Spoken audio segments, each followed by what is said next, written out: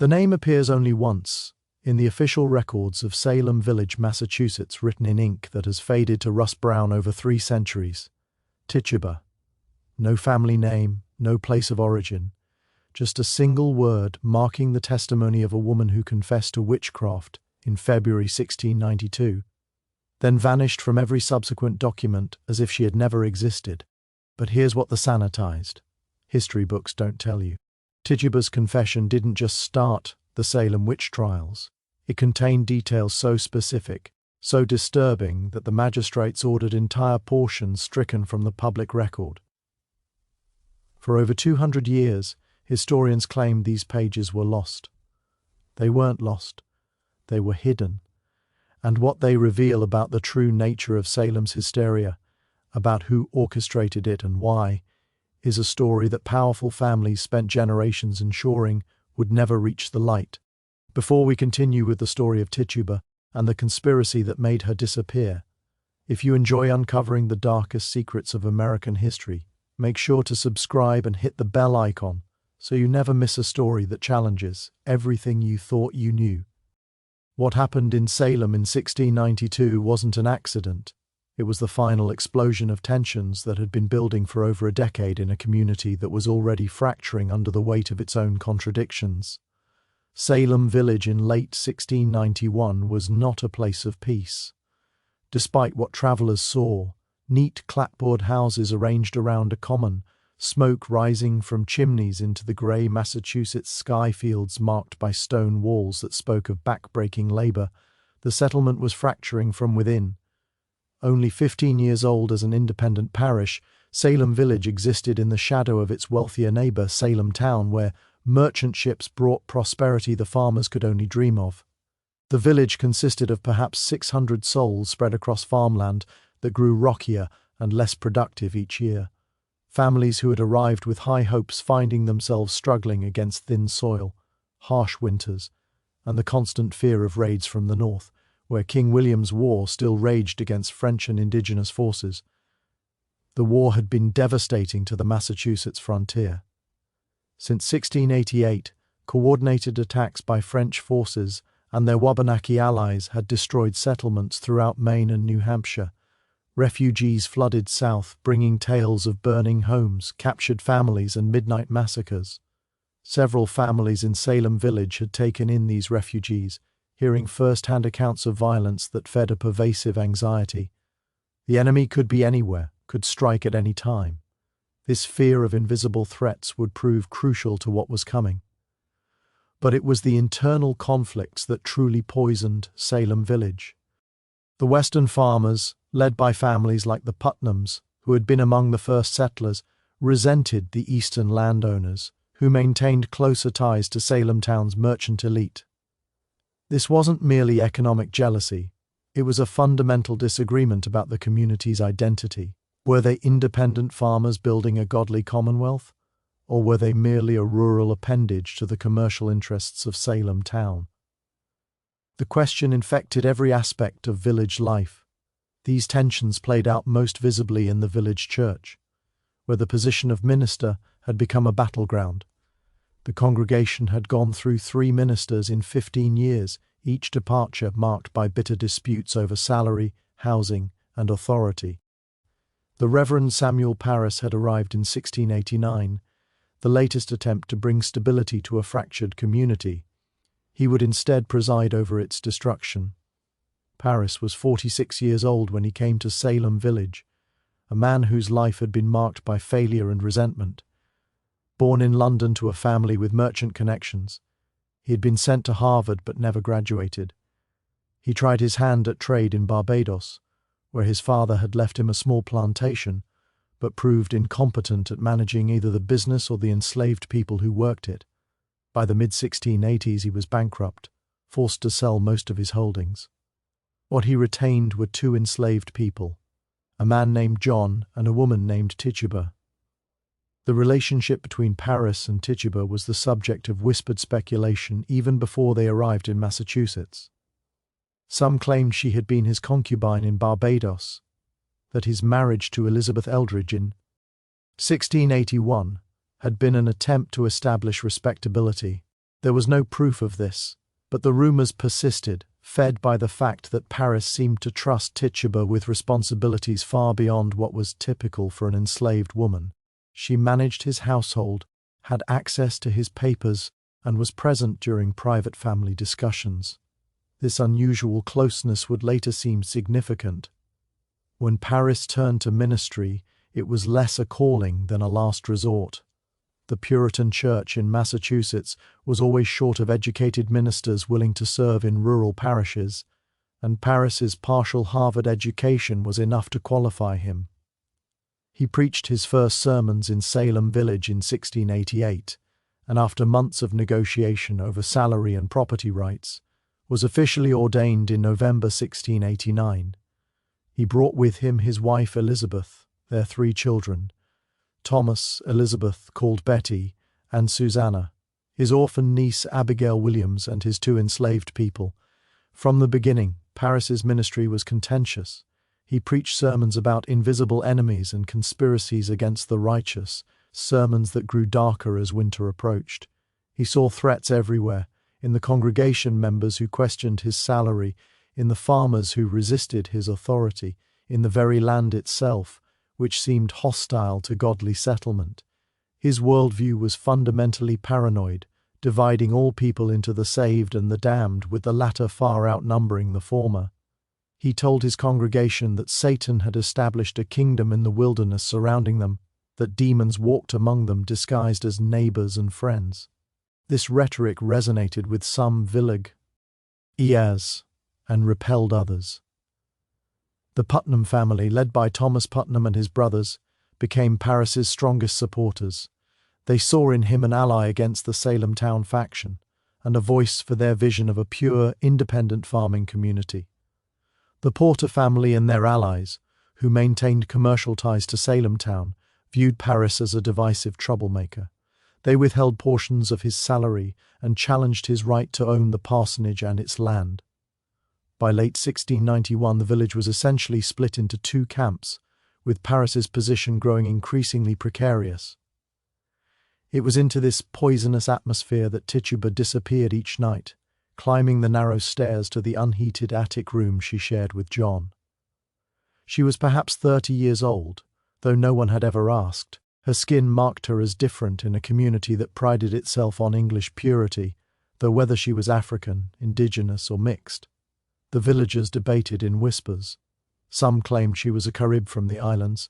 Others said she was African by way of Barbados. Still others insisted she had Spanish or Portuguese blood.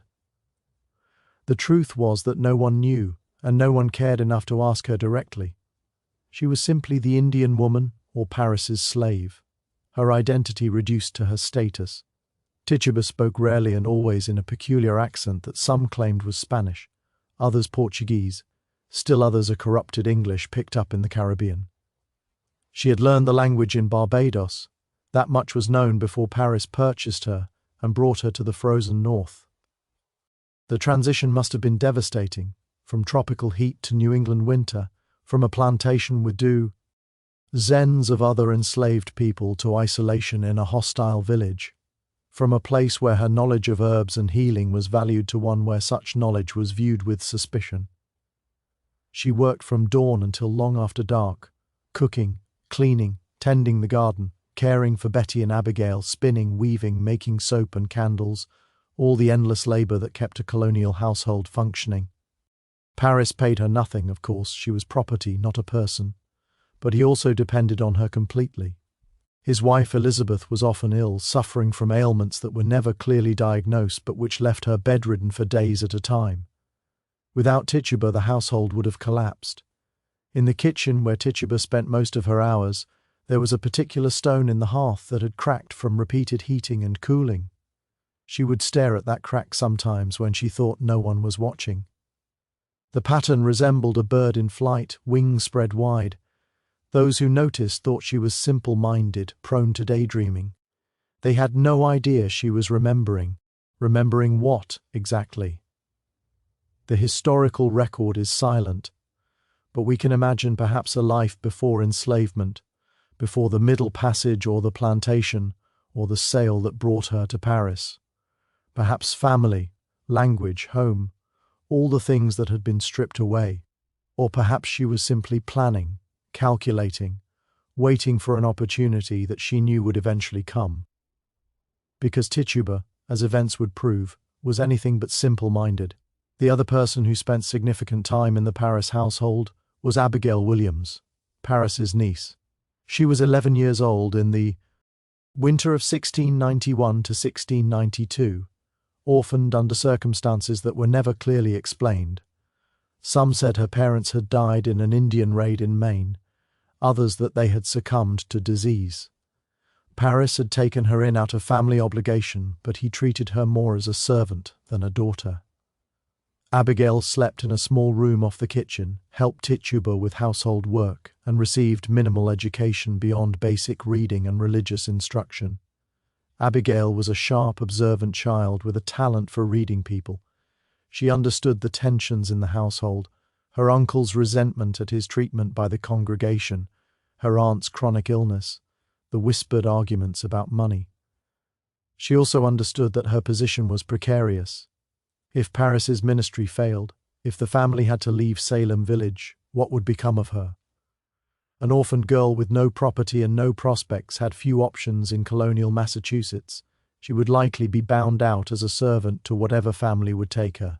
This anxiety made Abigail hyper-aware of power dynamics. She watched how her uncle wielded authority through his sermons, how certain families commanded respect while others were dismissed. She noticed that accusations carried weight, that reputation could be destroyed by whispers. She was learning lessons that would soon prove catastrophic. Betty Parris, by contrast, was a fragile, anxious child. At 9 years old, she was prone to nightmares and crying fits. Her father's dark sermons terrified her. He preached about children being born in sin, about the devil seeking to claim young souls, about the torments awaiting the damned. Betty took these warnings literally, lying awake at night convinced that demons were waiting in the shadows of her room. Her mother's illness frightened her as well. She had already lost one infant sibling, and the fear that her mother might die haunted her. The relationship between Betty and Abigail was complex. They were close in age and spent most of their time together, but they were not equals. Betty was the minister's daughter, entitled to deference.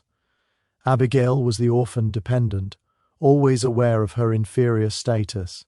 This dynamic would become crucial as events unfolded.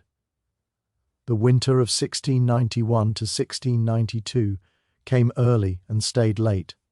By January, snow lay 3 feet deep in places, and the wood supply in many homes ran dangerously low. The Parris household suffered along with the rest. The minister's salary was perpetually in arrears, paid partly in firewood that never seemed enough. Betty spent hours shivering by the insufficient fire while her father penned sermons about godly suffering. Abigail tried to entertain them both with games and stories, but the long dark pressed in on them. The isolation was profound. In summer, children could play outside, women could visit neighbors, men could work in the fields. But winter locked everyone indoors, sometimes for days at a time when storms made travel impossible. The Parris household was particularly isolated because of the minister's conflicts with much of the congregation. Families that might have invited the children for visits stayed away. The girls had few friends, little entertainment, and endless empty hours to fill. It was Abigail who first asked Tituba to tell them stories. The enslaved woman resisted at first. Her place was to work silently, to be invisible despite her visible difference. But Abigail was persistent, and eventually, on a January evening, when Reverend Parris was visiting a parishioner and Mrs. Parris lay ill in bed, Tituba sat with the 2 girls by the dying fire and began to speak. She told them about Barbados, the impossible heat that made New England summer feel cool by comparison, plants that bloomed in colors that didn't exist in gray Massachusetts, birds that could mimic human voices so perfectly you couldn't tell them from people. She described sugar plantations where hundreds of enslaved people worked fields that stretched to the horizon, and the songs they sang to make the labor bearable. She spoke of the ocean, vast and blue-green, so different from the cold grey Atlantic that bordered Massachusetts. The girls were entranced. They had never travelled beyond Salem and its immediate surroundings. The world Tituba described was exotic, almost unimaginable. They begged for more stories, and Tituba obliged. Night after night, when circumstances allowed, she told them about the different peoples who lived in Barbados, Africans from various kingdoms, indigenous people from the mainland, Europeans from England and Spain and Portugal and Holland, all mixed together in ways that would have been impossible in Puritan New England. And then, because the girls begged for something frightening, she told them about the obeah practitioners she had known, people who could read the future in eggs and water, who knew which plants could cure and which could kill, who understood that the world held forces the English ministers never mentioned in their sermons. She shouldn't have. She knew even as the words left her mouth that she was making a terrible mistake. But there was power in being listened to, in seeing these privileged white girls lean forward with wide eyes, hanging on her every word. For a few stolen hours, Tituba was not invisible. She was the center of attention, the keeper of knowledge, the one with power. It was intoxicating and dangerous in equal measure. The sessions continued, always in secret. Tituba taught them small tricks, how to crack an egg into a glass of water and interpret the shapes the white made as it dispersed, how to listen to the wind in the chimney and distinguish natural sounds from something more. She showed them herbs from her carefully tended corner of the garden, explained their properties: pennyroyal for women's complaints, tansy for fever, foxglove for the heart, though it could kill if the dose was wrong. It was innocent knowledge, the kind every woman carried in the Caribbean, the kind that kept people alive in a world without doctors or apothecaries. But in Puritan New England, it was something else entirely. The knowledge of herbs was acceptable when practiced by English goodwives who had learned from their mothers. But when it came from a dark-skinned woman from the Caribbean, it became suspect. It smacked of popery, of heathen practices, of the kind of folk magic that the church condemned as devil worship. Tituba must have known this. She had lived in Massachusetts for over 2 years by this point, long enough to understand how differently her knowledge was perceived here. But she continued the sessions anyway, perhaps because the risk seemed small compared to the reward of those few hours, when she was treated as something other than Prope. R.T. Ann Putnam, 12 years old and daughter of the powerful Thomas Putnam, heard about the sessions from Abigail. The two girls had become friendly at church gatherings, and Abigail, proud of her secret knowledge, couldn't resist hinting at it. Anne demanded to be included and brought with her several other girls: Elizabeth Hubbard, 17, who lived with the village doctor; Mary Walcott, 16, from another prominent family; Mercy Lewis, 19, a servant in the Putnam household who had survived an Indian raid that killed her parents. The circle expanded to include 8 or 9 girls ranging in age from 9 to 19. They gathered in the Parris kitchen on late January afternoons, ostensibly for prayer and needlework, but really to listen to Tituba describe a world so different from their frozen, restricted existence that it might as well have been another planet. They practiced the egg and glass divination, trying to see their future husbands in the shapes. They learned about herbs and their properties. They heard stories about people who could see the future, communicate with the dead, influence events through ritual and knowledge. For the girls, this was thrilling. Their lives were severely constrained by Puritan expectations: no dancing, no singing except psalms, no games, no frivolity. Their futures were predetermined: marriage, childbearing, household labor, early death. The knowledge Tituba offered suggested other possibilities, other ways of having power and agency in a world that offered them none. What none of them knew was that Tituba was being watched. Reverend Parris had noticed the change in his daughter. A new animation in her eyes whispered conversations with Abigail that stopped when he entered. He suspected youthful mischief, perhaps even the dangerous frivolity that could lead to dancing or singing, sins that could corrupt a young soul. He began to spy on his own household, listening at doors, watching through cracks in the floorboards from the room above. What he heard alarmed him. Tituba speaking about practices he recognized as witchcraft, his daughter and niece participating eagerly, other girls from the village involved.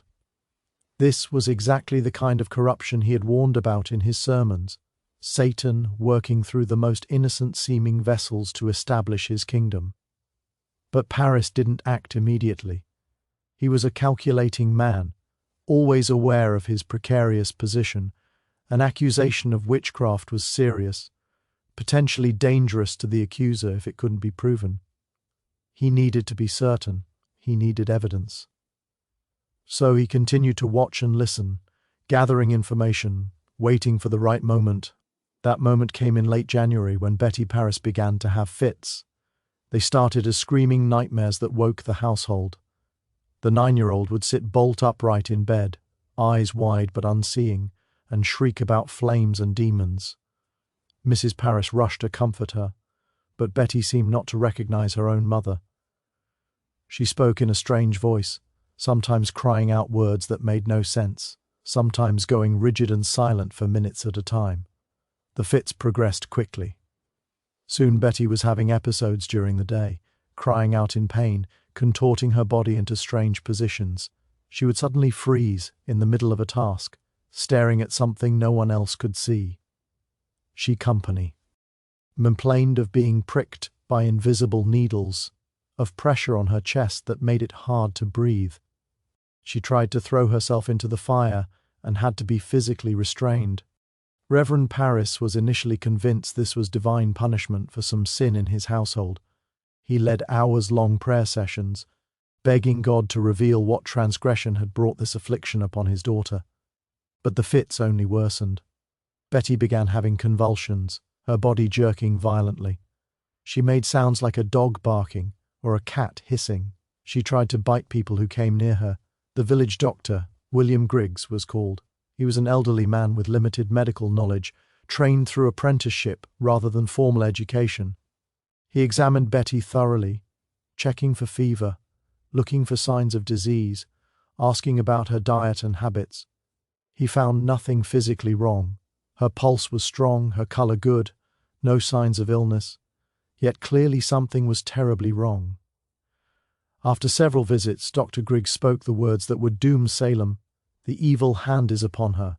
In the medical understanding of the time, this was a diagnosis of last resort, when no natural cause could be found for an illness, especially one involving strange behaviors and convulsions. Supernatural causes were considered. The evil hand meant witchcraft. Someone was using occult means to torment the child. The diagnosis spread through the village like wildfire. The minister's daughter was bewitched. Satan had struck at the heart of the godly community. If the minister's own household wasn't safe, no one was. Within days, Abigail Williams began displaying similar symptoms. She had fits, during which she screamed and convulsed.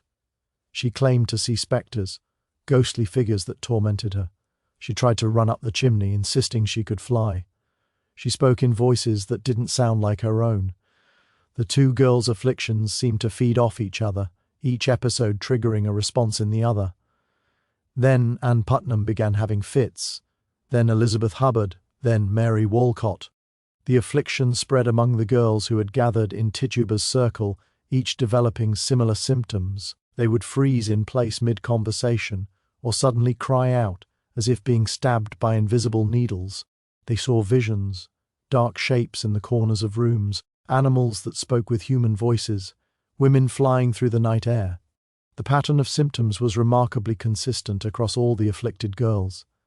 They experienced sudden fits of screaming and convulsing, periods of rigid paralysis, sensations of being pricked, pinched, or bitten by invisible forces, visions of spectres that others couldn't see, speaking in strange voices or languages, attempting dangerous acts like running into fire or up chimneys, physical contortions that seemed impossible for their bodies. Modern medical historians have proposed various explanations for these symptoms. Some suggest ergot poisoning from contaminated rye. Ergot is a fungus that can cause convulsions and hallucinations. Others point to encephalitis, epilepsy, or psychological factors like mass hysteria or conversion disorder. Some argue the girls were simply faking, engaged in a conspiracy of fraud. But in February 1692, there was only one explanation that made sense to the villagers: witchcraft. Someone was using demon, IC power to torment these innocent girls. The question was, who? The village erupted into panic. Families gathered for prayer meetings that lasted hours, begging God to protect them from the invisible evil. Reverend Parris preached sermons about Satan's assault on the godly, about the need to root out the witches who had made a covenant with the devil. The Putnam family, powerful and influential, demanded action. If Satan had established a foothold in Salem Village, the godly had an obligation to destroy it. But there was a problem: the afflicted girls couldn't or wouldn't name their tormentors. When asked who was afflicting them, they would cry out in pain, claiming the witches were choking them to prevent them from speaking. This went on for weeks, building tension and fear throughout the community. Behind the scenes, pressure was building on the girls to name names. Their families questioned them repeatedly. Reverend Parris interrogated Betty and Abigail for hours. The village leaders made it clear that the crisis couldn't be resolved until the witches were identified. The girls were the only ones who could see the spectres, the only ones who could name the guilty. The entire community was depending on them. It's impossible to know what was going through the girls' minds during this period. Were they genuinely experiencing something they interpreted as supernatural attack? Were they caught up in a shared delusion, each girl's symptoms reinforcing the others? Were they consciously fabricating, enjoying the attention and power their afflictions brought them? Or was it some combination of all three?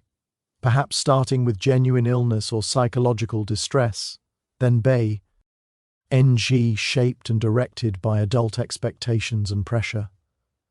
What's clear is that by late February, the girls were ready to name names, and the names they chose were not random. On February 25, 1692, arrest warrants were issued for 3 women: Sarah Good, Sarah Osborne, and Tituba. The choice of these 3 was not random, though the villagers would later claim the afflicted girls had named them spontaneously during fits. Each woman had been carefully selected for maximum vulnerability. Sarah Good was perhaps 40 years old, though she looked older. She had once been from a respectable family, but her father's suicide and subsequent legal battles over his estate had left her impoverished. Her first husband died leaving debts, and her second husband, William Good, was a labourer who could barely support them. They were homeless, moving from place to place, sleeping in barns and begging for food and shelter. Sarah had a sharp tongue and cursed those who refused her charity. She smoked a pipe, unusual for a woman. She had given birth to a baby girl just months earlier, and the infant was sickly. Sarah was exactly the kind of person Puritans associated with witchcraft: poor, angry, disreputable, living on the margins of society. Sarah Osborne was in her late 50s, bedridden with illness. She had scandalized the community years earlier by living with her second husband before marrying him. She had also been involved in a legal dispute with the Putnam family over land. She rarely attended church, claiming illness prevented her. Like Sarah Good, she was already marked as different and difficult, someone the community would easily believe capable of witchcraft. And then there was Tituba, enslaved, dark-skinned, foreign, known to have knowledge of herbs and Caribbean practices. She was the perfect scapegoat, legally powerless with no family to defend her, and no standing to refuse anything demanded of her. But Tituba was also the key. The Putnam family had been asking questions, gathering information. They knew about the kitchen sessions, the stories, the egg and glass divinations. They knew she had been teaching the girls practices that could be interpreted as witchcraft. They knew she was vulnerable, and they knew that if they could get her to confess, it would validate everything: the girls' afflictions, the existence of a witchcraft conspiracy, the need for aggressive prosecution. What they didn't know was that Tituba had already made a choice. She had seen this coming. She had watched the girls' afflictions spread, had heard the whispers, had felt the net closing around her. She knew she would be accused, and she had decided exactly how she would respond. The preliminary examinations took place in the Salem Village meeting house on March 1st. The building was packed. Nearly every villager had come to witness the spectacle. People stood in the aisles, crowded into the gallery, pressed against the walls. The atmosphere was electric with fear and anticipation. Magistrates John Hathorne and Jonathan Corwin had travelled from Salem town to conduct the proceedings. Hathorne was a wealthy merchant and politician, a man of considerable power in the colony. He was also deeply convinced of the reality of witchcraft and the need to prosecute it aggressively. He would conduct the examinations not as neutral inquiries but as prosecutions, assuming guilt and demanding confession. The afflicted girls sat in prominent places, surrounded by family members who supported them when the fits came. Betty and Abigail Parris, Ann Putnam Jr., Elizabeth Hubbard, Mary Walcott, Mercy Lewis. They ranged in age from 9 to 19, but in that moment they held more power than anyone else in the room. Their words would determine who lived and who died. Sarah Good was questioned first. She was brought in looking haggard and defiant, her baby in her arms. Hathorne began with an accusation disguised as a question. "Sarah Good, what evil spirit have you familiarity with?" "None," Sarah replied. "Have you made no contract with the devil?" "No." "Why do you hurt these children?" "I do not hurt them. I scorn it." The magistrate pressed her, asking the same questions in different forms, trying to trap her in contradictions. Sarah denied everything with sullen defiance, insisting she was innocent, that she had never hurt the children, never made any covenant with the devil. But her denials were interrupted by the afflicted girls who began to writhe and scream, claiming Sarah's spectre was tormenting them even as she stood in the meeting house. "Sarah Good, do you not see now what you have done?" Hathorne demanded. "Why do you not tell us the truth? Why do you thus torment these poor children?" "I do not torment them," Sarah insisted. "Who do you employ then to do it?" "I employ nobody." "What creature do you employ then?" "No creature, but I am falsely accused." The examination went on for hours. The girls continued to have fits, crying out that Sarah's spectre was choking them, stabbing them with invisible needles. At one point, Sarah's own Hugh S-Band William was called to testify. He said he was afraid his wife either was a witch or would be one very quickly. He claimed she was an enemy to all good. This testimony from her own husband was devastating. In Puritan culture, a husband was supposed to defend and protect his wife.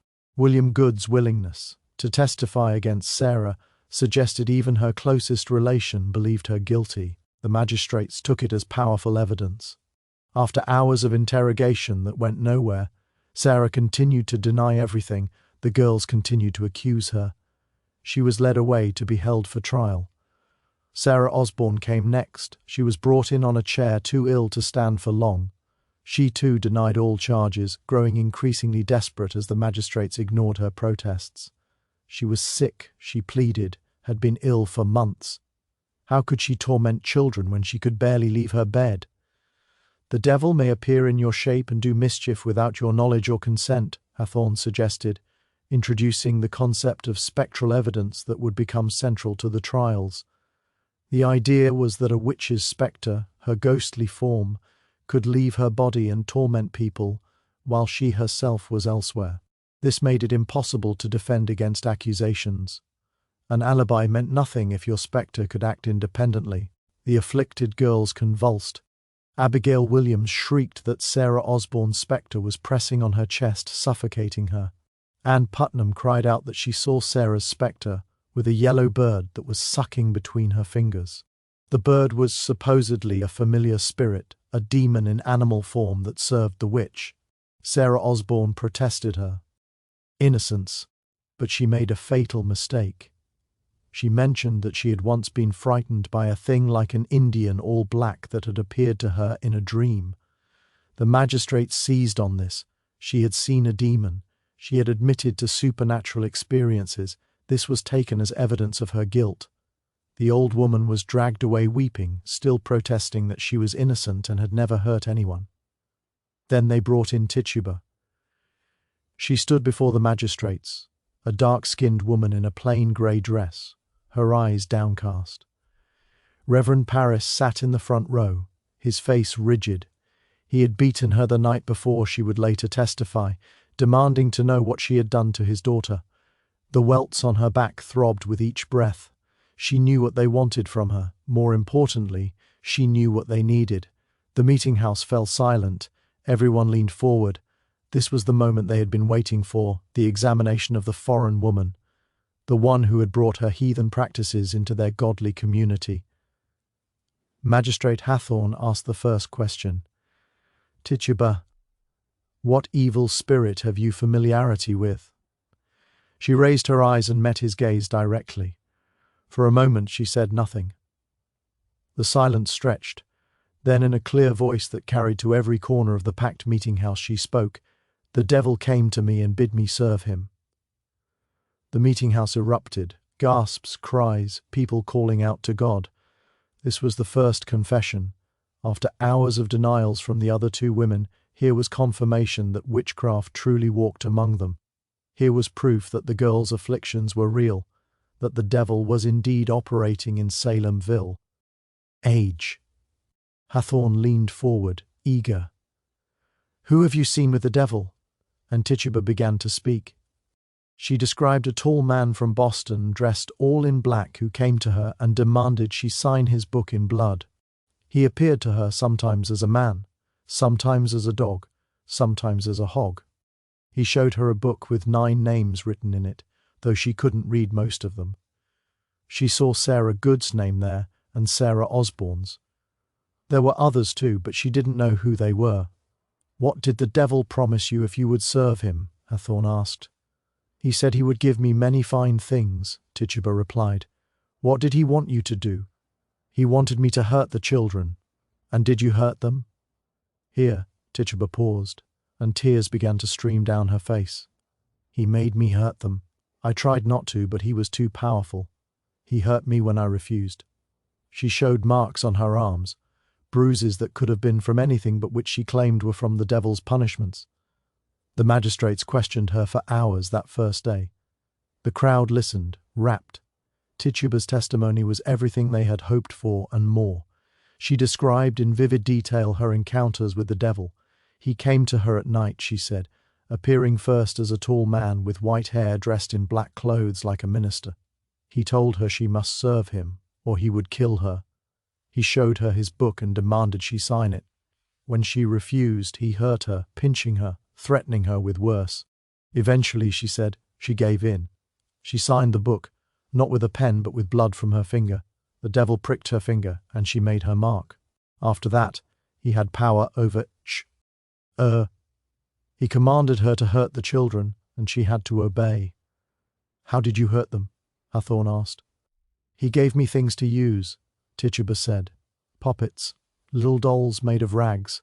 He told me to stick pins in them, and when I did, the children would feel pain." "Where are these puppets now?" "I don't know. He took them away." "Who else have you seen with the devil?" "I saw Sarah Good and Sarah Osborne. They were at a meeting with the devil. There were others too. A tall man with white hair and a woman with white hair. I don't know their names." This was crucial. Tituba was describing not just individual witches but a conspiracy, a coven of witches meeting together with the devil. This confirmed the magistrates' worst fears. It wasn't just a few isolated cases of witchcraft, it was an organized assault on the godly community. "Where did these meetings take place?" Hathorn asked. "At the minister's house," Tituba said, and the crowd gasped. "They came at night, flying through the air. The devil brought them." "How did they fly?" "On sticks like poles. They rode through the air." "Did you fly with them?" "Yes," Tituba admitted. "The devil made me. We flew to Boston and back in one night." This detail, the flight to Boston, was particularly significant. It suggested the witchcraft conspiracy extended beyond Salem Village to the provincial capital. The threat was even larger than they had imagined. The examination continued into a second day, then a third. Each session drew larger crowds. People traveled from surrounding towns to hear Tituba's testimony. She became the star witness, the one who could reveal the full extent of the conspiracy. and with each telling, her testimony expanded. She added more details, described more encounters, implicated more people without naming them directly. She spoke of a yellow bird that the devil gave her as a familiar spirit. It would suck blood from between her fingers, a black dog that appeared to her and demanded she serve the devil, a red cat and a black cat that were also familiar spirits, midnight rides through the air to witch meetings, a white-haired woman and a tall man with white hair who were also witches, though she didn't know their names, and the Devil's Book, which had 9 names in it, suggesting there were 9 witches in total operating in the area. She wept frequently during her testimony, insisting she wanted to return to God, that she had been forced into the devil's service against her will. She begged forgiveness, said she would tell everything she knew if it would help catch the other witches. It was brilliant in its way. Every detail she provided was vivid enough to seem true but vague enough to be unverifiable. She gave the magistrates exactly what they wanted, not just a confession but proof of a vast conspiracy. The hysteria that would consume Salem over the next months had its foundation in those 3 days of testimony. But there was something else in Tituba's words, something the magistrates didn't consciously register, but that the more astute listeners detected. She was describing real people. And she spoke of the tall man from Boston. Certain families exchanged glances. When she mentioned the woman with white hair, whispers rippled through certain sections of the crowd. Tituba was settling accounts. Consider what she was doing. She was an enslaved woman with no legal rights, no property, no power. She had been beaten, threatened, accused of a crime that carried the death penalty. She could have simply denied everything like Sarah Good and Sarah Osborne. But she had seen what happened to them. Their denials were ignored. They were assumed guilty anyway, and they would likely be executed. So instead, Tituba confessed. But she confessed strategically. She gave the magistrates a story that confirmed their beliefs about witchcraft, while also implicating people who had harmed her or whom she had reason to resent. The tall man from Boston in black clothes like a minister, that description could fit any number of merchants or officials who had visited Parris's household. The white-haired woman could be Sarah Osborne, yes, but also resembled other women in the village who had treated Tituba poorly. She was painting her accusations in broad strokes that allowed others to fill in specific faces based on their own grievances, and it worked. Over the coming months, as more people were accused, many of them matched descriptions Tituba had provided. She had given Salem a template for identifying witches, and the villagers used it enthusiastically. On the 3rd day of her examination, as her testimony wound down, Magistrate Hathorne made a crucial decision. Tituba's confession was so valuable, so detailed, that she would not be tried immediately like the other 2 women. Instead, she would be held as a witness against other suspects. They needed her testimony to build cases against the real conspiracy she had revealed. Tituba was led away to jail. She had saved her own life through her words, at least temporarily. Sarah Good and Sarah Osborne would eventually die. Sarah Osborne in prison of illness in May. Sarah Good hanged on Gallows Hill in July. But Tituba would survive because she had given Salem what it needed. Not just a witch, but a doorway into a hidden world of evil. The problem was that the doorway, once opened, couldn't be closed. March 1692 bled into April, and the accusations multiplied like a plague. The afflicted girls, emboldened by the magistrates' belief in their sufferings, and empowered by the attention their afflictions brought them, began naming names, and the names they chose revealed the true nature of what was happening in Salem Village. On March 11th, Martha Corey was accused. This was shocking. Martha was a full church member, a woman known for her piety and sharp intelligence. She had made the mistake of expressing skepticism about the girls' afflictions, suggesting they might be faking. She had also questioned whether spectral evidence should be trusted after all. If the devil could appear in someone's shape without their consent, how could you prove guilt? Her skepticism made her suspect. The logic was circular and inescapable. Only a witch would question the reality of witchcraft. Only someone in league with the devil would doubt the girl's testimonies. Martha's intelligence and independence, qualities that might have been admired in a man, made her dangerous as a woman. When Martha was brought in for examination, First, the afflicted girls put on their most dramatic performance yet. They mimicked her every movement. When she shifted her weight, they shifted theirs. When she bit her lip, they cried out that they were being bitten. When she wrung her hands, they screamed that their hands were being wrung. It was a grotesque pantomime, and the magistrates took it as proof of her guilt. Clearly she was controlling the girls through witchcraft, making them mirror her actions. Martha tried to defend herself with logic and reason. She pointed out the absurdity of the accusations, the lack of real evidence, but logic had no place in these proceedings. She was sent to jail to await trial. On March 23rd, Rebecca Nurse was accused. This was even more shocking than Martha Corey's arrest. Rebecca was 71 years old, a grandmother so devout that she was respected even by those who disagreed with her family on other matters. She was hard of hearing and physically frail. The idea that this elderly, pious woman was a witch seemed absurd.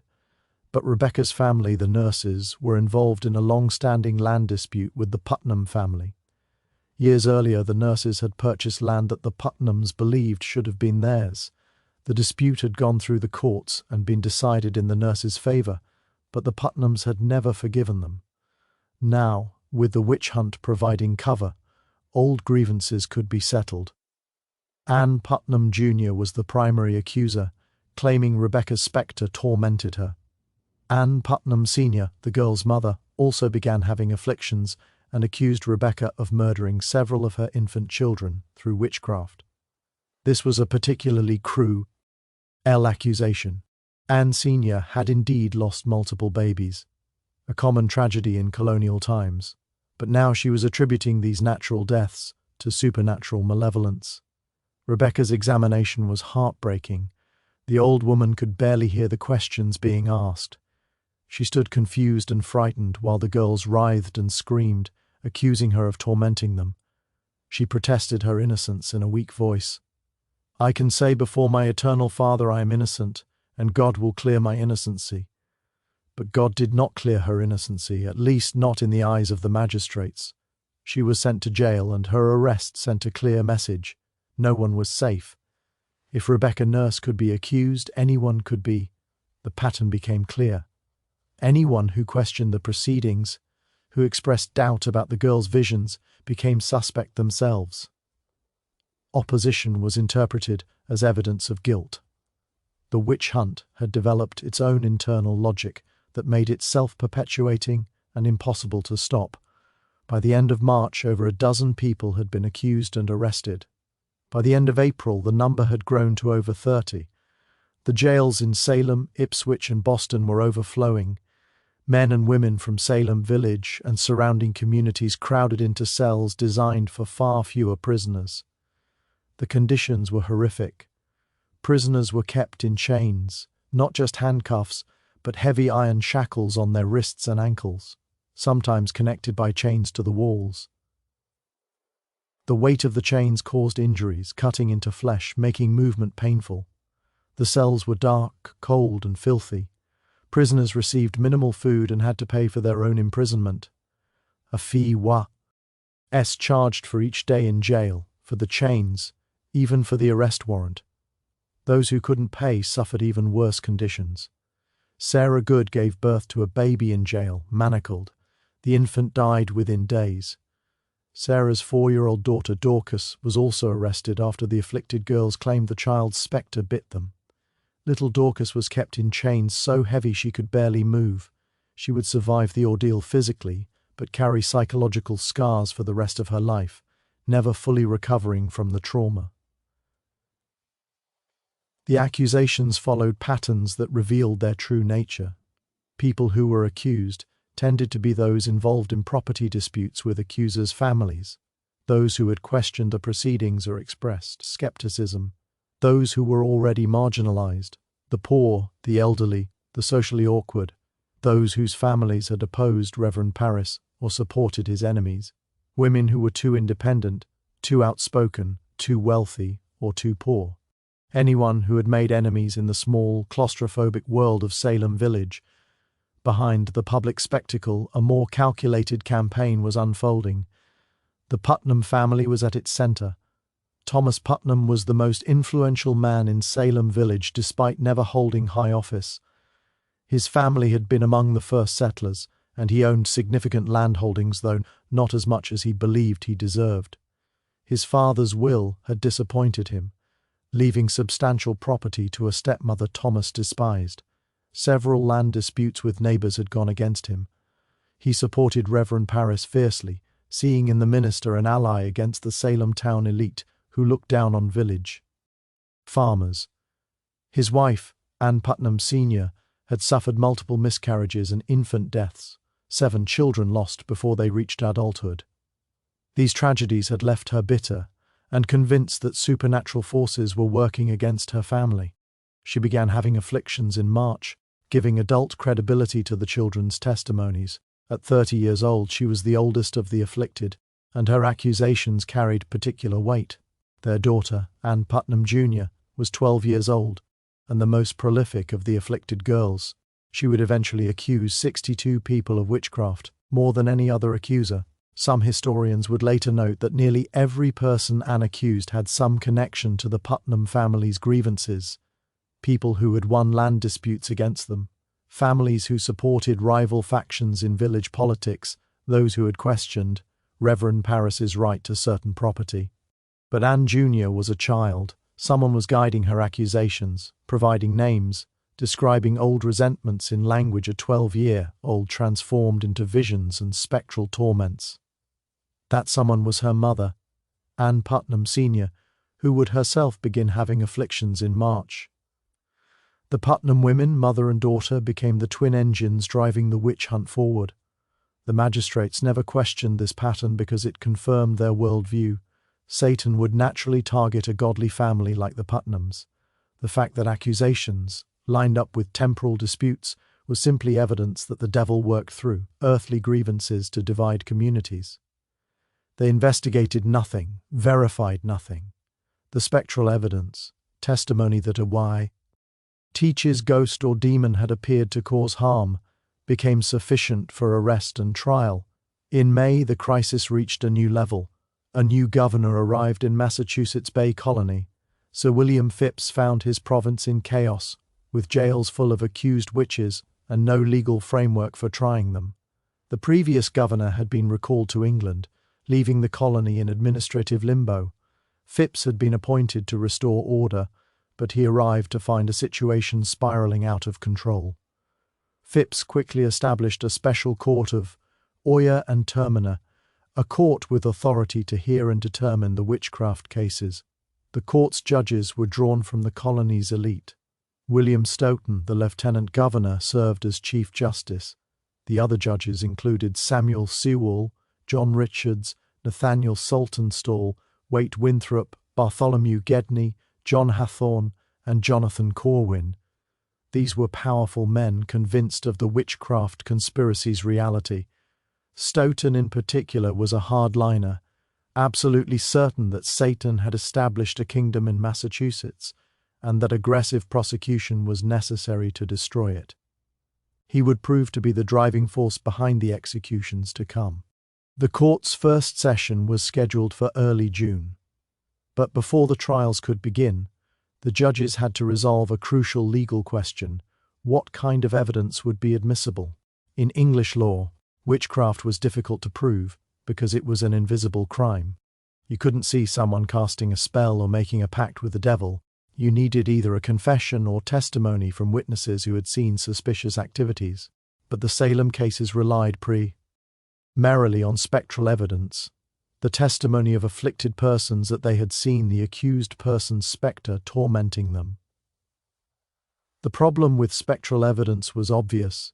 It was completely subjective and impossible to verify. If someone claimed to see your ghost attacking them, how could you prove they hadn't? You couldn't. The only defense was to deny it, but denial was taken as further evidence of guilt. It was a perfect trap. Some ministers and legal authorities expressed concerns about spectral evidence. Most notably, several Boston ministers wrote a letter urging caution, pointing out that the devil might appear in the shape of innocent people to deceive the afflicted. If that was possible, then spectral evidence alone couldn't prove guilt. But the judges, led by Stoughton, decided to allow spectral evidence. They reasoned that God wouldn't permit the devil to appear in the shape of innocent people. That would be too deceptive, too contrary to God's justice. Therefore, if someone's spectre was seen tormenting the afflicted, that person must have given the devil permission to use their shape, which meant they were guilty. This decision sealed the fate of everyone accused. With spectral evidence admissible, conviction was almost inevitable. The afflicted girl's visions, which couldn't be verified or challenged, became the primary evidence, and the girls, realizing the power they held, used it freely. The first trial was held on June 2, 1692. Bridget Bishop stood before the court of Oyer and Terminer, accused of witchcraft.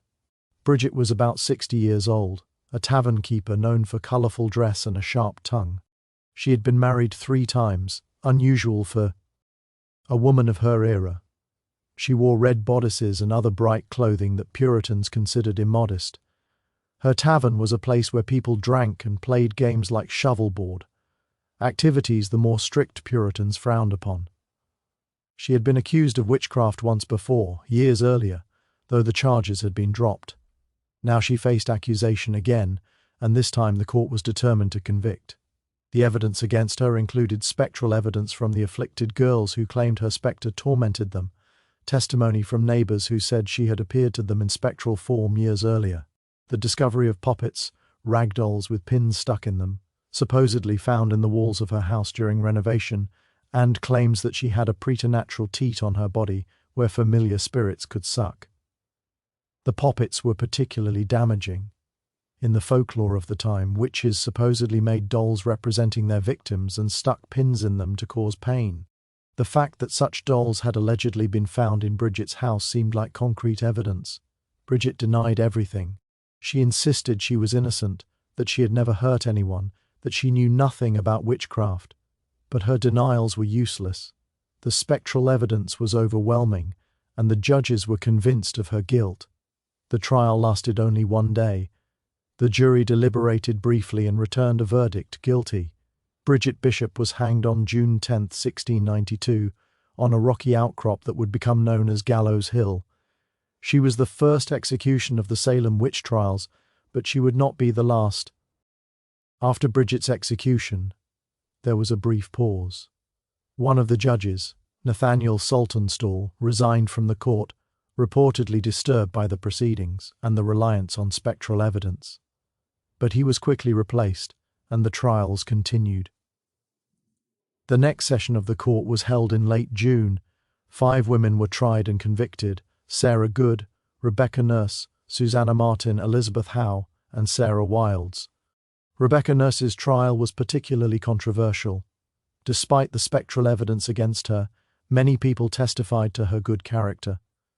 39 members of the community signed a petition declaring their belief in her innocence. The jury initially returned a verdict of not guilty, but Chief Justice Stoughton was not satisfied. He sent the jury back to reconsider, pointing out testimony they had supposedly overlooked. Under pressure, the jury changed their verdict to guilty.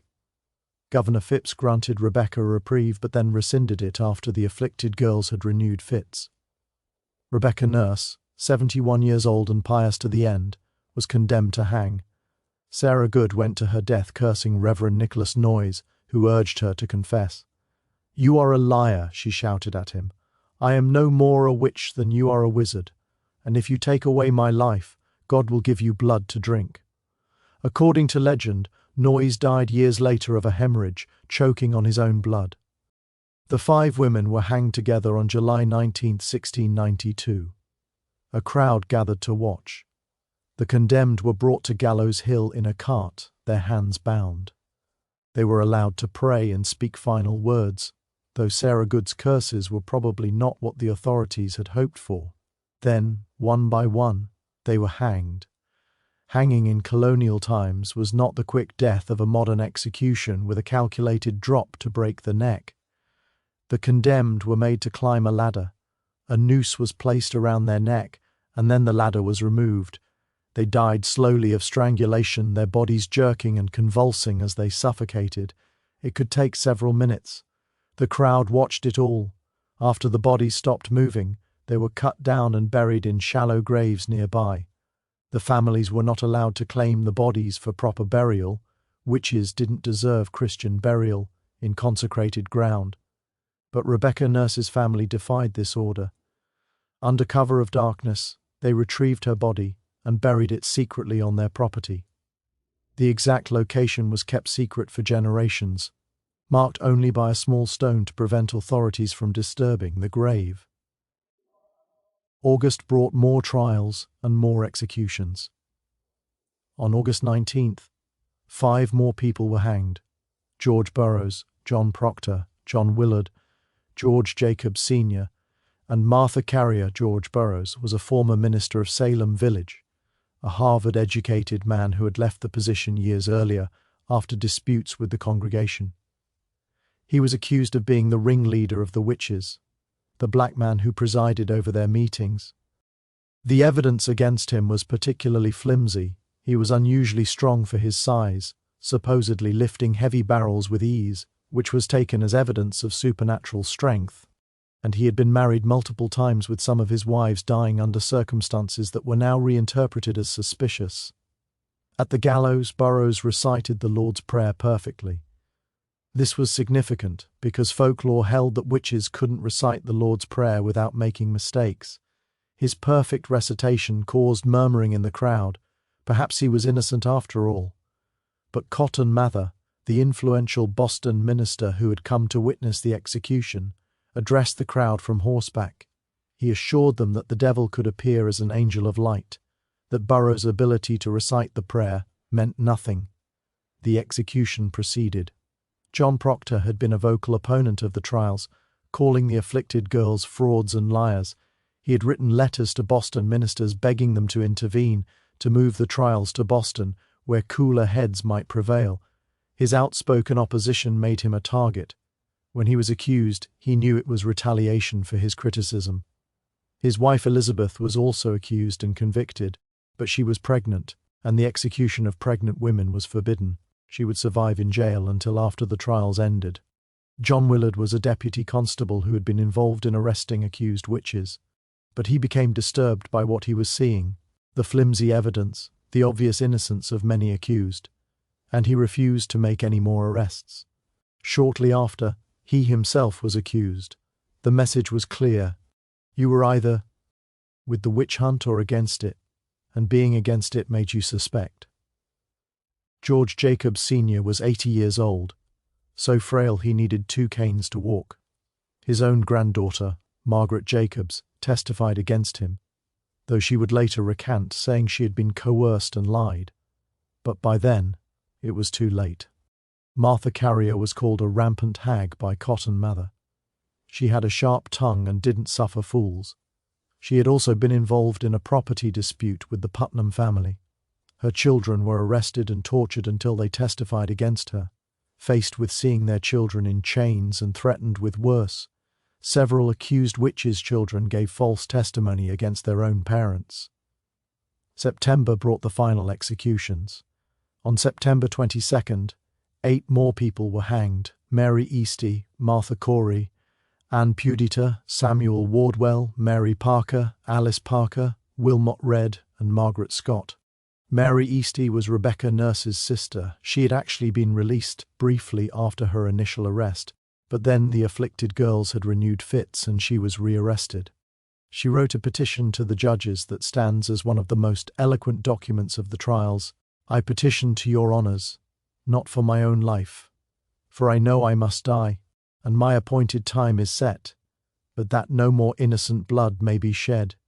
I would humbly beg of you that your honours would be pleased to examine these afflicted persons strictly and keep them apart some time, and likewise to try some of these confessing witches, I being confident there is several of them has belied themselves and others. She was asking the judges to do what they should have done from the beginning. Test the afflicted girls' testimonies, separate them to see if their stories remained consistent, question the confessions that had been obtained through coercion and torture, but her petition was ignored. She was hanged with the others. Martha Corey, the church member who had questioned the proceedings, went to her death maintaining her innocence. Her husband, Giles Corey, had already died in a particularly horrific manner. Giles was 80 years old, a cantankerous farmer who had initially supported the trials but then turned against them when his wife was accused. He himself was accused shortly after, but Giles refused to enter a plea. He wouldn't say guilty or not guilty. Under English law, a person who refused to plead couldn't be tried. This was a problem because if he wasn't tried, his property couldn't be confiscated. Giles was protecting his son's inheritance. The authorities had a solution, peine forte et dure, hard and forceful punishment. Giles was stripped and laid on the ground. A board was placed on his chest, and heavy stones were piled on top one by one. The weight was meant to force him to enter a plea, but Giles refused. For 2 days he lay under increasing weight, his ribs cracking, his breathing becoming more laboured. Witnesses said that when the sheriff asked him to plead, Giles's only response was more weight. He died on September 19th, crushed to death, never having entered a plea. His property passed to his sons. It was a final act of defiance, and it came at a terrible cost. By the end of September, 19 people had been hanged, 1 had been pressed to death, and at least 5 more had died in prison.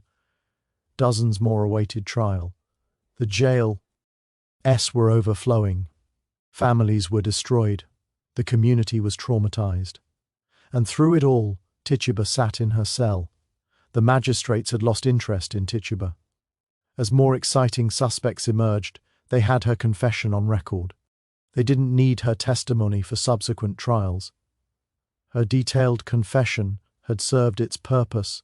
It had validated the existence of a witchcraft conspiracy and provided a framework for understanding the afflictions.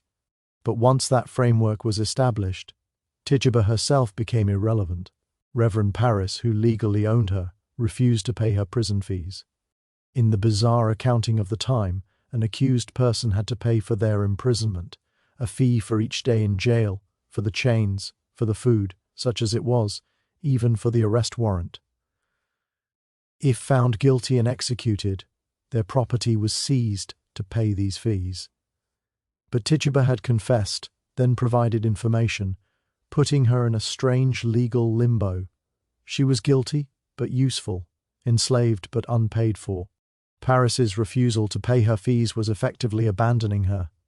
He could have paid the fees and retrieved his property, but he chose not to. Perhaps he couldn't afford it. His salary was still in arrears, and he was struggling financially. Perhaps he was ashamed of her, embarrassed that his own enslaved woman had been the first to confess to witchcraft. Or perhaps he simply wanted to forget she existed, to erase this reminder of how the whole nightmare had started. In the dim jail cell, Tituba had time to think. She shared space with other accused women, and she listened. She heard their stories, their protests of innocence, their confusion about who had accused them, and a picture emerged in those whispered conversations, one that Tituba had suspected but now confirmed. The accusations followed a pattern of property disputes, family rivalries, and petty grudges elevated to cosmic significance. Rebecca Nurse's family had been involved in land disputes with the Putnams. John Proctor had publicly called the afflicted girls frauds. Martha Corey had questioned the proceedings. George Burroughs had left Salem Village years earlier under contentious circumstances. On and on, each accusation could be traced to some mundane conflict now recast as spiritual warfare. Tituba understood because she had initiated this pattern. Her testimony had been strategic from the beginning. The tall man from Boston she described wore clothes similar to those worn by wealthy merchants who had on occasion visited Reverend Parris before he moved to Salem Village. Men involved in business disputes with him. The white-haired woman resembled Sarah Osborne, yes, but also bore characteristics of other women who had treated Tituba poorly. She had painted her accusations in broad strokes that allowed others to fill in specific faces based on their own grievances. She had weaponized the magistrates' fears and the community's paranoia, and it had worked beyond her darkest imaginings. But by autumn, the trials were beginning to collapse under their own weight. The problem was that the accusations kept expanding. Too many people had been accused, including increasingly prominent citizens. Wives of merchants were named. Ministers' relatives were accused. Even Governor Phipps's own wife, Lady Mary Phipps, was cried out upon by the afflicted girls. This was a turning point. And the accusations reached the very top of colonial society. The men in power suddenly became much more skeptical. The spectral evidence that had seemed so convincing when applied to marginal figures like Sarah Good or Rebecca Nurse appeared dangerously unreliable when it threatened the governor's wife. If anyone could be accused based solely on visions and dreams, then no one was safe. The very men who had promoted the trials began to fear for themselves and their families. There were other problems. Several of the confessed witches had recanted, saying they had lied under torture or coercion. Margaret Jacobs, who had testified against her grandfather George Jacobs Sr., publicly recanted her testimony, admitting she had been forced to lie. She wrote, "They told me if I would not confess I should be put down into the dungeon and would be hanged, but if I would confess I should save my life." The confessions, which had been taken as proof of the conspiracy's reality, were revealed to be products of torture and fear. If the confessions were false, what did that say about the entire proceedings? In October, Reverend Increase Mather, one of the most influential ministers in the colony and father to Cotton Mather, published a treatise titled Cases of Conscience Concerning Evil Spirits. In it, he questioned the use of spectral evidence. His most famous line would be quoted for centuries. "It were better that 10 suspected witches should escape than that one innocent person should be condemned." This was a direct challenge to the trials. Increase Mather was not some marginal figure. He was president of Harvard, a man whose opinion carried enormous weight. His treatise was endorsed by 14 other prominent ministers. The message was clear. The trials had gone too far, and the methods being used were unreliable. Governor Phipps, seeing the political winds shift and worried about his wife's safety, dissolved the Court of Oyer and Terminer on October 29, 1692. The trials were suspended. A new superior court was established with strict rules about evidence. Spectral testimony was no longer sufficient for conviction. Confessions obtained through coercion were inadmissible. Physical evidence was required. The new court convened in January 1693. Of 52 people tried under the new rules, only 3 were convicted, and Governor Phipps quickly pardoned them. By May 1693, all remaining accused persons had been released or pardoned. The witch hunt was over. The final toll was devastating. 19 people hanged, 1 person pressed to death, at least 5 deaths in prison, over 200 people accused, dozens of families destroyed, a community traumatized for generations. Except for Tituba. She remained in jail because Reverend Parris refused to pay her prison fees. In the strange economy of the time, she couldn't be released until someone paid for her imprisonment. Months passed. The other prisoners went home to try to rebuild shattered lives. Families sought restitution for loved ones executed or imprisoned. The community struggled to understand what had happened, how neighbors had turned on each other with such venom. Tituba stayed in her cell through the winter of 1693, into spring through summer.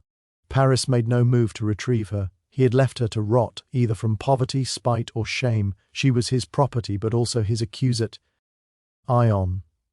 The first confession that had validated the entire nightmare. Perhaps he couldn't face her. Perhaps he simply wanted to forget she existed. The conditions of her continued imprisonment were harsh. By this point, she was alone. The other accused had been released or executed. She was kept in chains in a cold, dark cell. She received minimal food. No one visited her. She had been forgotten by everyone except the jailer who charged daily fees for her imprisonment. In April 1693, 13 months after her arrest, an unknown person paid Tituba's prison fees. The amount was £7. A substantial sum equivalent to several months' wages for a labourer. The jail records note only paid in full with no name attached. Tituba was released and immediately sold to a new owner, to satisfy the debt. The transaction was recorded in a single line of a ledger. Tituba, Indian woman, sold to name illegible for £7. Then Tituba vanished from all historical documents. No record of her subsequent life exists, no death notice, no property transfer, no mention in anyone's diary or letter. The woman whose confession had ignited the most infamous witch hunt in American history disappeared as if she had never been. The official narrative of Salem took shape quickly after the trials ended. It was a mistake, the authorities claimed, a tragic delusion, perhaps caused by fraud or mass hysteria, exploited by scheming accusers. The judges issued formal apologies, though they were careful to say they had acted in good faith based on the evidence presented. Samuel Sewall, one of the judges, made a public confession of error in 1697, standing in church while his apology was read aloud. He was the only judge to do so. William Stoughton, the Chief Justice who had been the driving force behind the executions, never apologized and maintained until his death that the trials had been justified. The afflicted girls, as they grew older, largely remained silent. Most married and lived quiet lives, never publicly discussing their role in the trials. Ann Putnam Jr. did eventually apologize publicly in 1706 when she joined the Salem Village Church. Her confession was carefully worded, "I desire to be humbled before God for that sad and humbling providence that befell my father's family in the year about 92, that I, then being in my childhood, should by such a providence of God be made an instrument for the accusing of several persons of a grievous crime, whereby their lives were taken away from them, whom now I have just grounds and good reason to believe they were innocent persons, and that it was a great delusion of Satan that deceived me in that sad time." She claimed she had been deluded by Satan, that she had never intended harm. She carefully avoided naming anyone who might have influenced her accusations. She took all the blame on herself while simultaneously claiming she had been deceived. It was a masterful piece of rhetoric that accepted responsibility while denying agency. Ann Putnam Jr. died young and unmarried in 1715, having spent much of her later life caring for younger siblings after her parents' deaths. Some historians have speculated that she was consumed by guilt, though there's no direct evidence of this. Others suggest she simply had a hard life in a community that never fully forgot her role in the trials.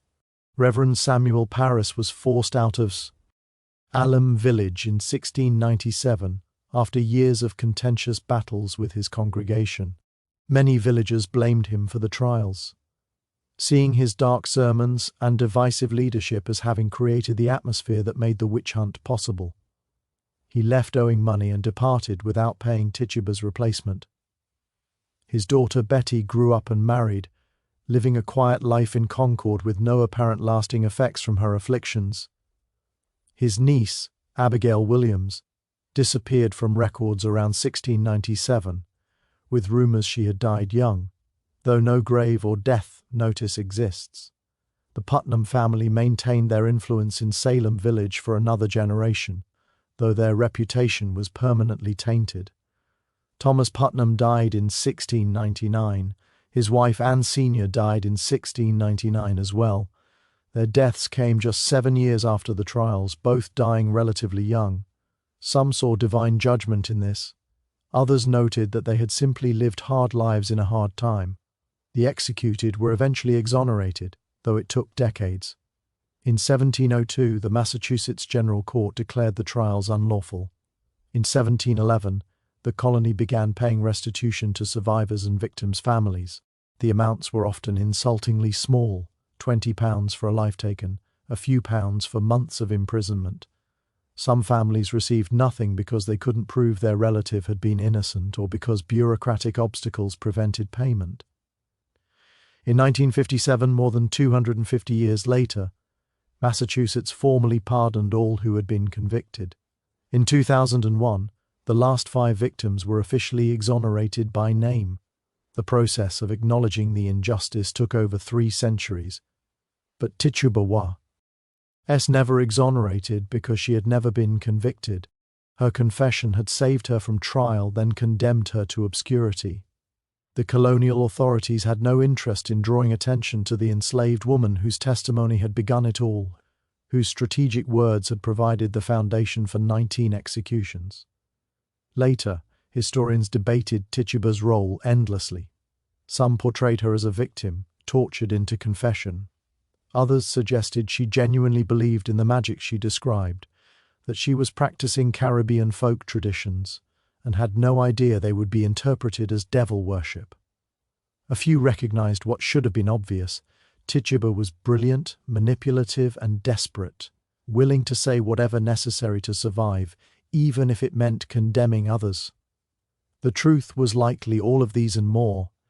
Tituba had been stolen from her homeland, enslaved, dragged across the ocean to a frozen land where she was isolated and abused. When Reverend Parris beat her and demanded to know what she had done to his daughter, she had a choice: maintain innocence and likely be executed as Sarah Good and Sarah Osborne would be, or confess and give the magistrates what they craved. She chose survival, and in crafting her confession, she was careful, so careful, to implicate people who had harmed her, even as she left details vague enough to be interpreted broadly. That tall man from Boston could have been any number of people. The white-haired woman might have been anyone the listeners wanted to see. Tituba had opened a door and let Salem's own darkness pour through it. The resentments, the land disputes, the religious paranoia, the social hierarchies, all of it dressed up in tales of devil worship and spectral torment. But the document trail suggests something even more disturbing. In 1957, a historian researching the Salem trials at the Massachusetts Archives discovered a collection of documents that had been misfiled for over 2 centuries. Marion Starkey was working on her book The Devil in Massachusetts when she found them, a folder marked simply Salem Miscellaneous, that contained original transcripts of Tituba's examinations. These weren't the cleaned-up versions that had been published in the early 1700s. These were the actual notations made by the court recorder during her 3 days of testimony, complete with crossed-out sections, marginal notes, and annotations. What Starkey found was shocking. Tituba's testimony had been substantially edited before being made public. The published versions removed dozens of specific details from her confession. References to particular merchants in Boston were struck out. Descriptions of certain prominent families' activities were deleted. Most tellingly, an entire section in which Tituba described being approached by gentlemen in fine clothes from Salem town before the trials began was completely excised. In this deleted section, according to Starkey's notes, Tituba described a man who came to the Parris household in late 1691, before the girls' afflictions began. He spoke with Reverend Parris privately, but Tituba overheard parts of the conversation. The man was discussing the problem of the village and those who oppose godly order. He mentioned specific families by name, families that would later be targeted in the witch hunt. Tituba's testimony suggested this man had essentially provided Parris with a list of enemies, people who were causing problems for certain interests in Salem town. When Tituba was later forced to confess to witchcraft, she incorporated this man into her narrative as one of the witches she had seen. But the magistrates, recognizing who she was describing, had that section removed from the public record. Starkey wrote about these discrepancies in her book, but she framed them as evidence of Tituba's coaching rather than what they actually suggested. Tituba had known things, specific things about powerful people in colonial Massachusetts. Her testimony threatened to expose not just petty village disputes, but connections to the provincial elite. The documents disappeared shortly after Starkey's research. The archives claimed they had been returned to a private collection and were no longer available for study. No historian has been able to examine them since. Marion Starkey herself became notably silent on the subject in her later years, refusing to discuss the specific passages she had found. In interviews late in her life, she would change the subject when asked about the deleted sections of Tituba's testimony. What was in those deleted sections? What did Tituba actually know? Consider the timeline. Tituba arrived in Salem Village with Reverend Parris in 1689. Parris had been a merchant in Barbados before becoming a minister, a failed merchant by most accounts who turned to the clergy when his business ventures collapsed. But Barbados in the 1680s was the centre of the British Caribbean slave economy, where fortunes were made in sugar and human trafficking. The island was also a hub for smuggling, illegal trade and the end of murky financial dealings that built many of Boston's merchant fortunes. The connection between Barbados and Boston was strong. Many Boston merchants had interests in the Caribbean, plantations, trading partnerships, smuggling operations.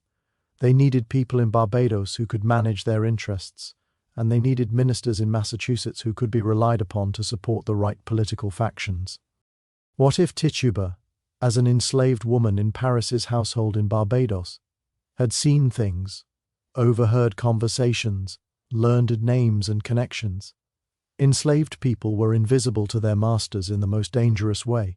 The owners spoke freely in front of them, assuming they were too ignorant or too cowed to understand.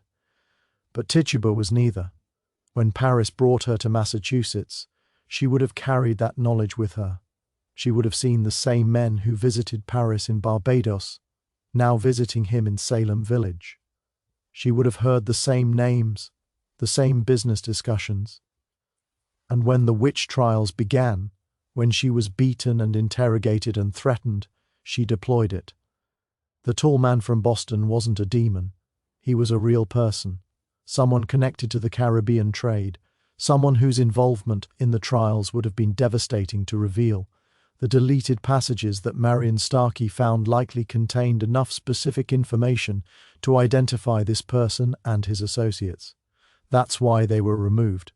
That's why, after the trials ended and apologies were issued and exonerations were granted, Tituba was left to disappear. She knew too much. Her continued existence, her ability to speak, was a threat. The unknown person who paid her prison fees in April 1693 and then purchased her, that wasn't mercy, it was containment. Someone bought her silence along with her body, then made sure she could never tell her story again. Salem Village tried to forget. The meeting house where the examinations took place was eventually torn down. The homes of the executed were sold off. The accusers married and had children and told them nothing of what Hay had done. The village itself was renamed Danvers in 1752, perhaps hoping a new name would erase the old stain. But in the quiet hours, people remembered. They remembered the screaming girls and the crowded courtroom. They remembered neighbors led away in chains.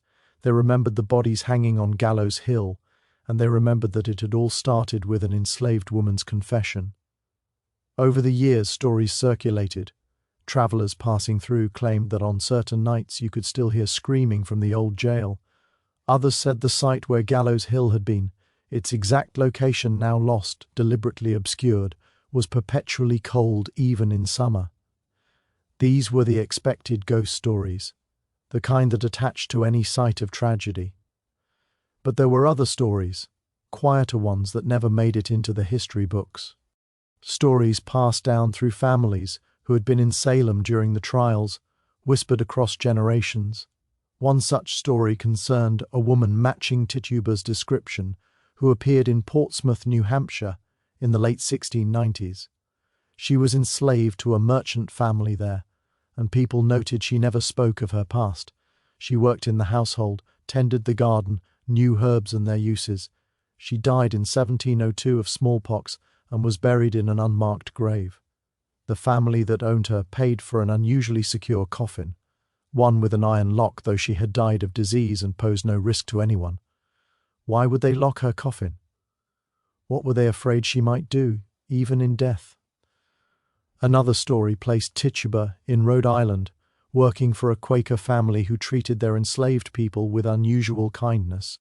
This Tituba supposedly told her story late in life to a young woman in the household who wrote it down but never shared it publicly.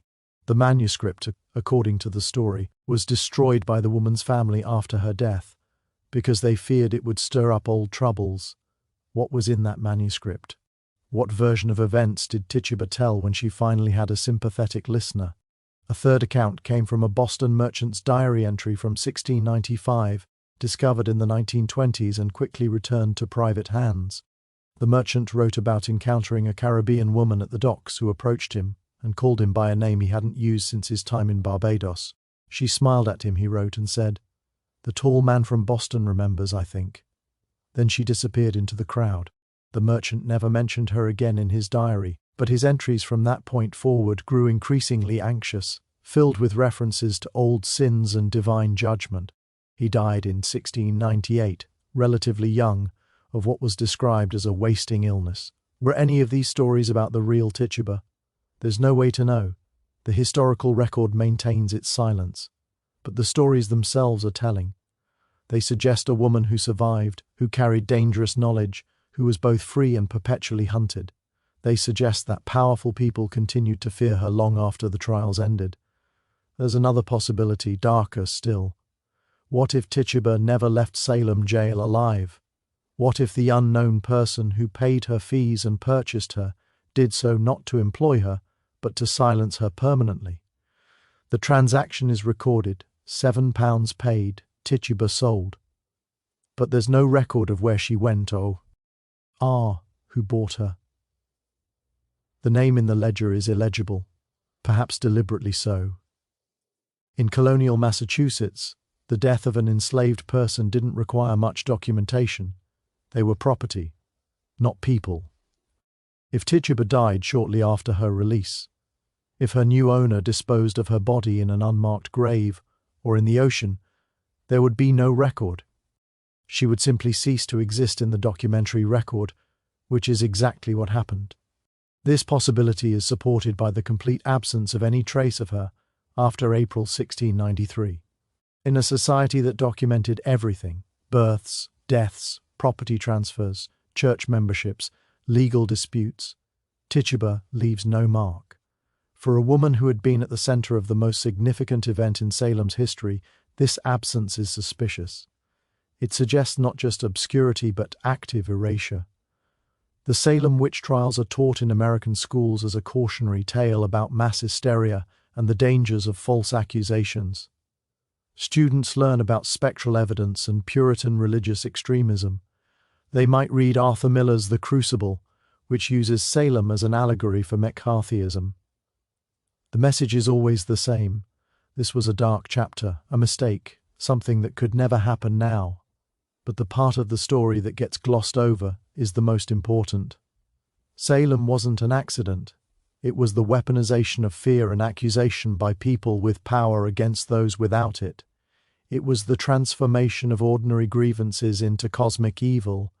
It was what happens when testimony is valued over evidence, when confession is coerced, when the vulnerable are sacrificed to protect the comfortable.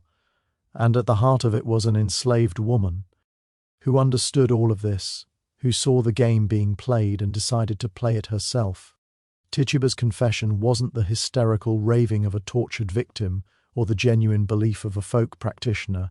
It was a calculated act of survival that turned the weapon of false accusation against those who had wielded it, if only for a moment.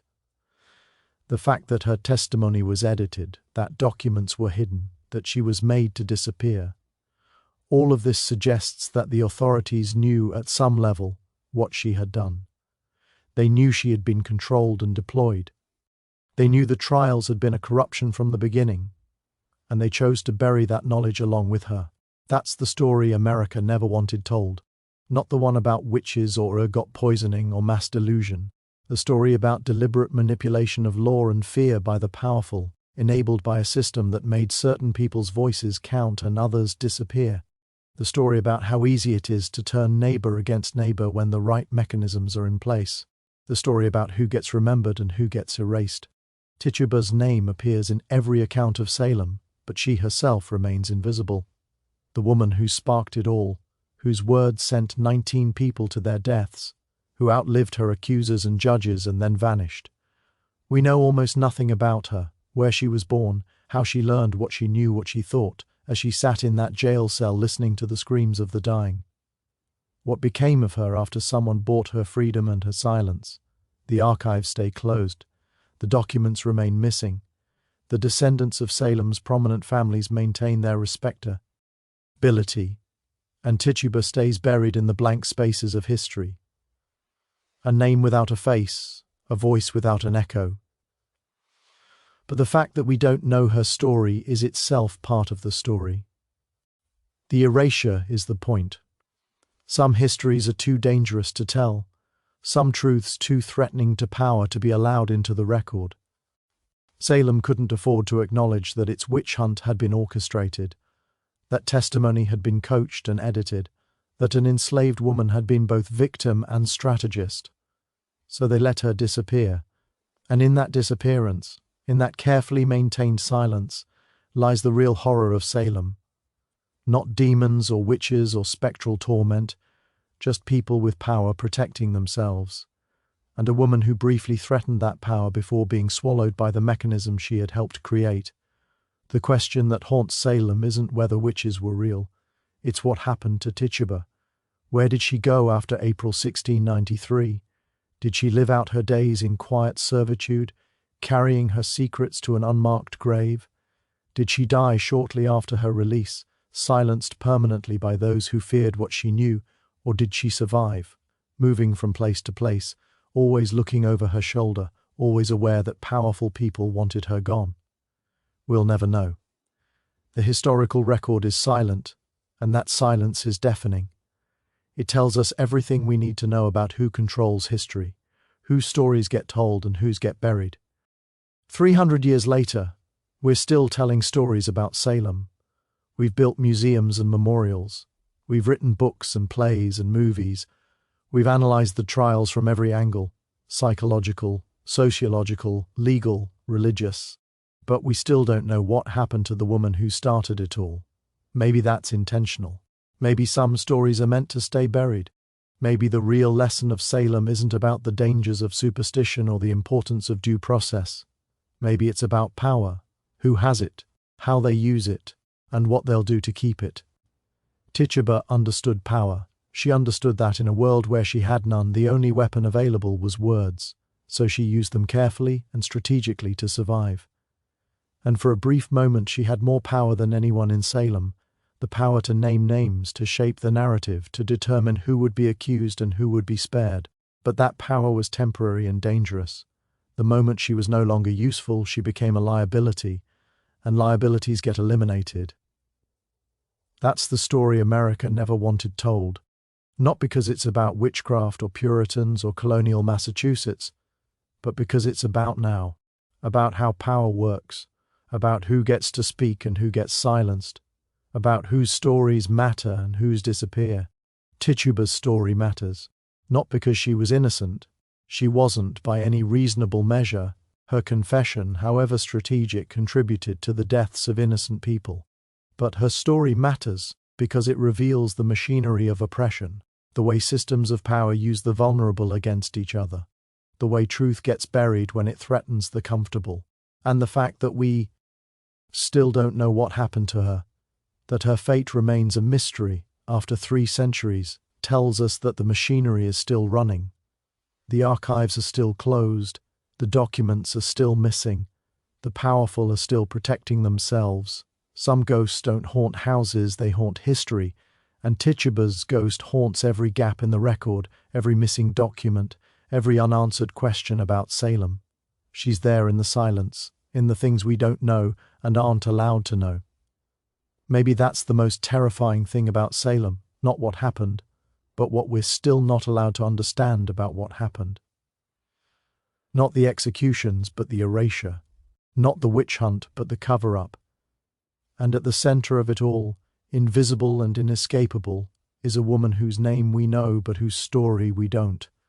A woman who spoke words that changed history, then disappeared into the silence that history creates for people like her. Tituba, no family name, no place of origin, no grave, no ending. Just a name in the records and a void where her life should be.